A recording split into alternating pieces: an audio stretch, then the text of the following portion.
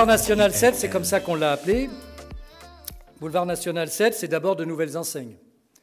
C'est la revitalisation de l'activité économique de la 7, et non pas avec des entrepôts, et non pas avec des bardages de toutes sortes, avec des commerces qui ont pignon sur rue. Ça, c'est Cap 7, qui est en train de sortir de terre. Si vous y passez, parce qu'on a le temps sur la 7 de regarder le paysage. Au lieu de regarder la ligne de chemin de fer, vous regardez là. Et donc là, vous avez Cap 7 qui va accueillir une résidence senior dans les étages, jacuzzi au sommet, une vue sur le cap d'Antibes, un restaurant. Le restaurant, il est sur la gauche à l'étage. Et en bas, la pharmacie de Intermarché qui va venir s'installer. Ce n'est pas le fait du hasard. Et l'autre surface commerciale, le promoteur, je ne sais pas où il en est.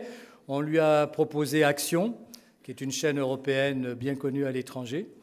Steak and Shake, la Fontaine Lumineuse, qui a un coup de mou puisque l'entreprise maîtrise d'œuvre a déposé le bilan. Donc les travaux sont arrêtés. Et oui, voilà.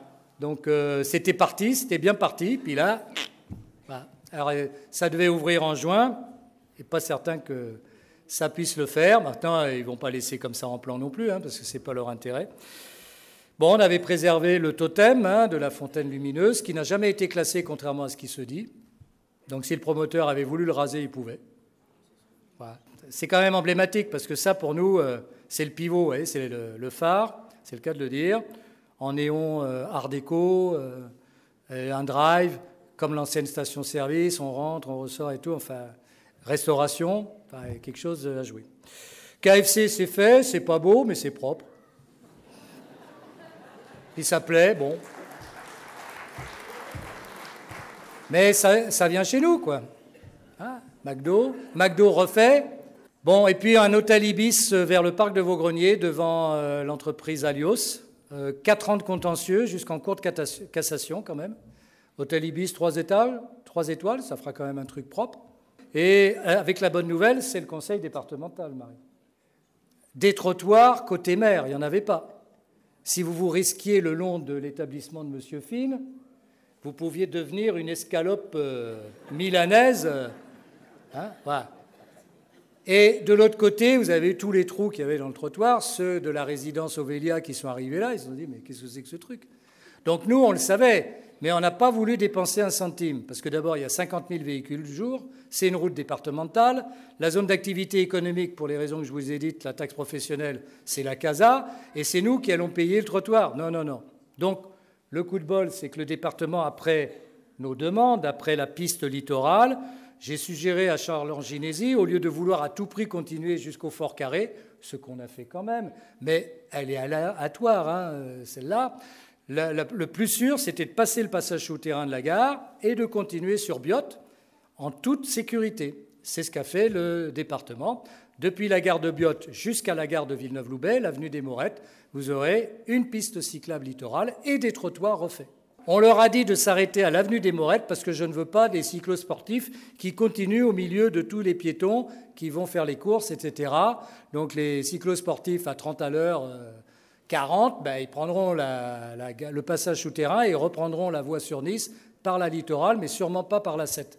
Et sur la 7, ce qu'on veut, c'est des trottoirs très larges qui permettent de faire fonctionner les piétons d'un côté et des vélos en déplacement doux, en déplacement en famille, en même temps, comme ça se fait entre les Cavaliers et le docteur Lefebvre.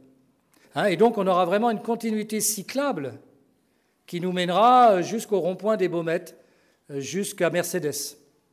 Après, c'est un peu plus compliqué, c'est pas si simple, mais ça sera pour plus tard.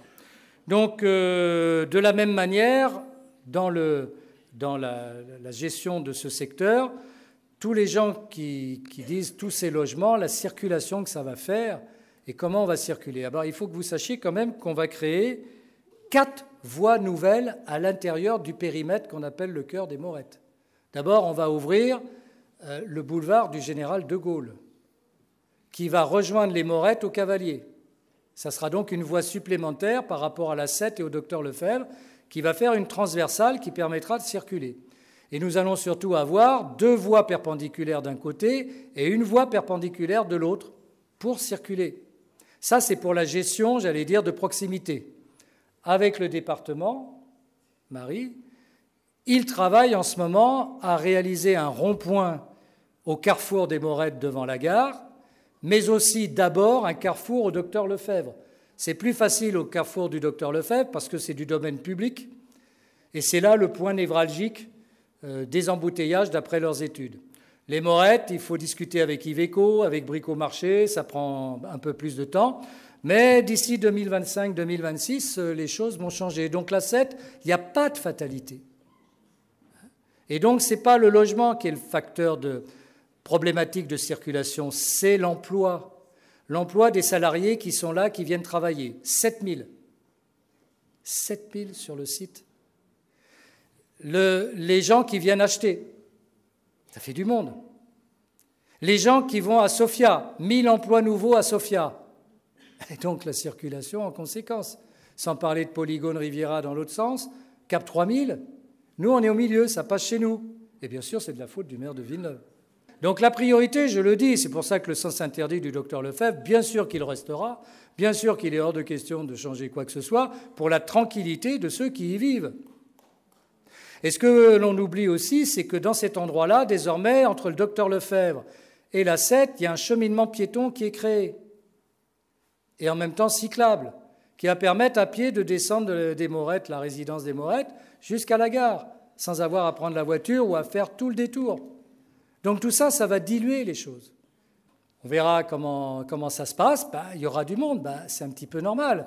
On est en train de bâtir le Villeneuve-Loubet du XXIe siècle. C'est là que ça se passe. Si vous préférez les entrepôts ou les beaux établissements style Émile Morin, avec un beau bardage jaune et des tags tout le long, moi je veux bien. Si vous préférez des squats, des occupations temporaires qui durent, des épaves de bagnoles, des trafics en tout genre dans les espaces interlopes, moi je veux bien. Si vous pensez que ça donne de la valeur à votre bien et une réputation à notre commune, on n'est pas d'accord. Non, non. On fait le choix. Et là, en plus, on désinondabilise. Car tout est imperméabilisé sur le secteur. D'abord, la résidence des Morettes. R+6 quand même. Hein. Aucun bassin de rétention, tout dévale. Qui récupère les eaux de la résidence des Morettes? Les résidences d'en bas, éclore. Et le bassin de rétention, vous l'avez le long de la promenade en bois, qui désinondabilise donc notamment ce qu'on a construit, mais également ce qui avait été construit il y a 50 ans. Et en même temps, grâce à la CASA, les travaux des réseaux qui n'avaient pas bougé depuis 30 ans, assainissement, eau pluviale, 6 mois de travaux à partir de cet été. 6 mois de travaux, absolument indispensables. Et après, on sera tranquille. Et les établissements commerciaux, c'est que du béton. Vous prenez l'entreprise Studiel, allez voir Studiel ce que c'est, le revêtement. L'immeuble qui va sortir à la place, il y aura des plantations en terre, on retrouvera de la végétalisation. Non. Alors, on peut comprendre, quand on est sur des terres naturelles, de voir sortir des choses, mais ce n'est pas vraiment le cas chez nous. Sur la 7, sur ce secteur-là, c'est tout imperméabilisé. Donc, au contraire, tout ce qui construit va permettre de désinondabiliser.